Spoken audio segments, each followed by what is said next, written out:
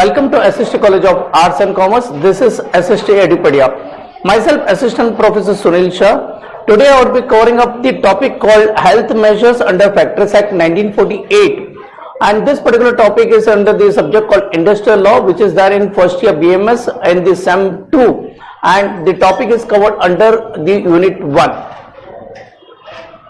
Now coming to the main part, why the health aspect is very important under the Factories Act. The main objective is that to regulate the working condition of the factories, to regulate the health, safety, welfare and annual leave, and enact the special provisions in respect of the young persons, women and children who work in the factories. Students, in this particular provisions, that is the main provisions under the Factories Act, it is the Factories Act is more comprehensive than the previous act because it mainly focuses on the health, safety and the welfare of the workers inside the factories. Also, along with the working hours, the minimum age to work and the leave with pay. Students, please remember, under the Factories Act, the health and safety as well as the welfare of the workers are very important, so that they can do better things for the employer. Coming to the main features of the health aspect is that all factories must be kept clean. All essentials related to the safeguard must be taken together to safeguard the health of the workers. The factory must have sufficient drainage system, adequate lighting, ventilation and the temperature should be proper. There must be clean water supplies for drinking as well as for other purpose. There should be separate rooms, restrooms for the male as well as female workers, and the urinals must be separate for male and female and must be built in conventional locations so that it can be easily accessible for both male as well as female workers. This accessibility means the person can easily go from that particular point of work till the point of urinals, and should be kept clean and should be periodically clean. Coming to the important sections under the Factories Act 1948, that is section 11 deals with the cleanliness in every factory. Section 12 deals with the disposal about effluents and the waste. Section 13 deals with the ventilation and the temperature. Section 14 deals with the dust and fumes. Section 15 deals with the artificial humidification. Section 16 deals with overcrowding. Section 17 deals with the lighting, and Section 18 deals with the drinking water. Coming to Section 11 of the that is dealing with the cleanliness in every factory. Please remember, the students, in every factory there is always a dirt which has been accumulated, and the refuse should be removed daily by any of the effective methods from the floor of the workrooms and also from the staircase and the passages, and dispose of that particular dirt in the proper and hygienic condition, and it should be removed by sufficient and efficient manner. In case of the floor, it should be which is subject to become wet. During the course of employment, there should be proper drainage and the process or the steps should be taken so that the particular floor should not be wet. Clean the workers' floor every week with proper disinfectant or any other effective method of cleaning. It may be vinyl or any other disinfectant. That floor should be cleaned and wiped properly. Coming to the cleanliness aspect, the paint or repaint of the walls, ceiling and the staircase for the factory in every 5 years. Repaint of the walls once in 3 years in case of washable water paints, and paint and varnish of all doors and windows frames and the other wooden or metallic framework, and the shutters should be at least once in 5 years.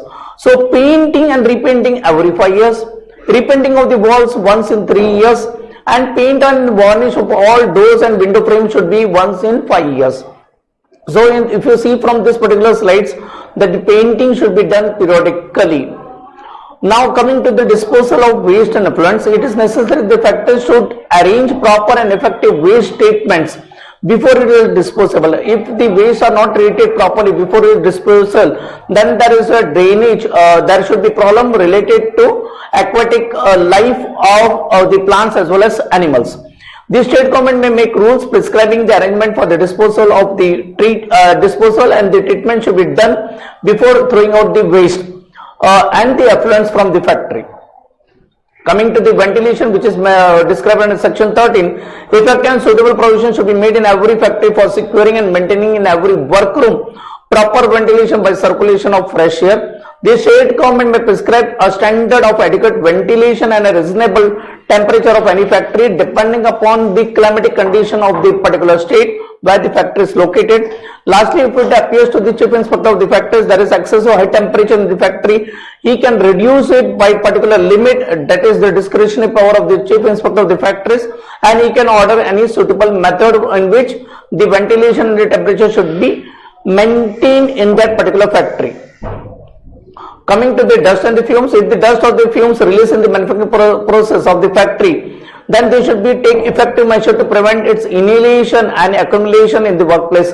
Please remember there is a many diseases like asthma or any other diseases which is creating a problem to the lungs related to inhalation and exhalation of the air. Then this particular waste, the dust and the fumes should be treated properly, so that otherwise it would be affecting the health of the worker. Proper exhaust appliances in the workplace. In any factory, no stationary internal combustion should be encouraged and should be operated unless the exhaust is conducted in open air space. So combustion should be conducted in open air space, so that the different types of fumes would be directly released into the atmosphere, not into that particular premises where the factory workers are working. Coming to the artificial humidification in respect of all the factories in which the humidity of the air artificially increases, the state government may make rules by notification in the official gazette.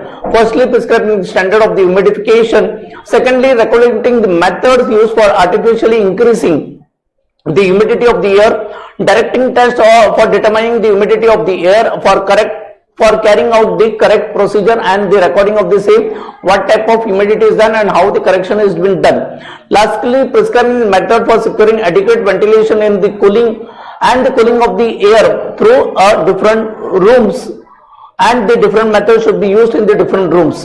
So if you see from this particular slide, there is an artificial humidification where the temperature is more than needed, so that the workers would be having a better working condition. Coming to the section 16, which deals with overcrowding. Firstly, there is no room in any factory should be overcrowded which is injurious to the health of the workers employed therein. If the chief inspectors by order in writing may or may not post a notice specifying the maximum numbers of the workers who may be compelled in a room. So if you remember, students, in a factory if there are more number of workers, there would be problems related to health issues would be related to breathing problems. And there will be also the maximum temperatures where the peoples are working is not suitable to them. Coming to the section 17, which deals with lighting, there should be proper lighting in all the places where the worker are working, and the premises outside the factory should be also illuminated with the good light source. In every factory, so as for practical, there may be to prevent the glare either directly from the source of light or by reflection from the smooth or polished surface, there should be adequate lighting. So when the lighting is poor, the people like to work properly. Coming to the drinking water, in every factory there should be proper arrangement for sufficient supply of the wholesome drinking water and should be legibly marked as drinking water. So in factories there would be a cold drinking water when there are more than 250 workers, and there should be not a cold water. It's not mandatory in case of workers are less than 250.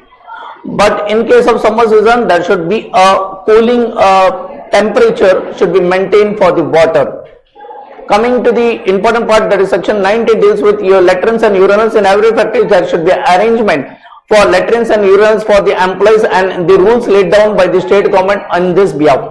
There should be separate urinals for the males as well as females, and there should be separate latrines for males as well as females, and should be marked properly. Coming to the spittoons, when there in any industries where there is a problem related to health, where there is a proper way when the food particles goes in or when the liquid goes in while sucking out from the precipitate or from the conical flux. In case of laboratory, there should be spittoons, or in any of the factory there should be spittoons. There should be sufficient number of spittoons in the factories for the employees, and then should be clean and should be kept in hygienic condition according to the law where it is being enforced.